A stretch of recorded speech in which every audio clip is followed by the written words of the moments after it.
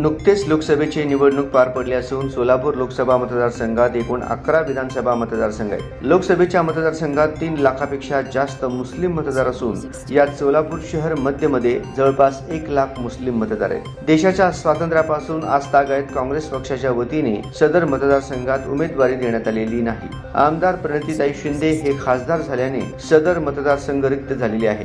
सुरुवातीपासूनच सदर मतदारसंघ काँग्रेसचा बालेकिल्ला राहिलेला असून मुस्लिम समाज काँग्रेसचा पाठीशी कायम राहिलेले आहे. तरी सोलापूर शहर मध्य विधानसभा मतदारसंघ कोणत्याही परिस्थितीत आपल्या काँग्रेस पक्षाकडे ठेवण्यात यावे आणि सदर मतदारसंघामध्ये मुस्लिम समाजाच्या नेत्याला उमेदवारी दिल्यास हमखास निवडून येण्याची शाश्वती आहे. म्हणून सदर मतदारसंघात मुस्लिम समाजाला विधानसभेची उमेदवारी देण्यात यावी असे निवेदन सोलापूर शहर जिल्हा काँग्रेस अल्पसंख्याक विभागाचे अध्यक्ष जुबेर कुरेशी यांच्या नेतृत्वाखाली महाराष्ट्र प्रदेश काँग्रेस कमिटीचे अध्यक्ष नाना पटोले यांना निवेदन दिले.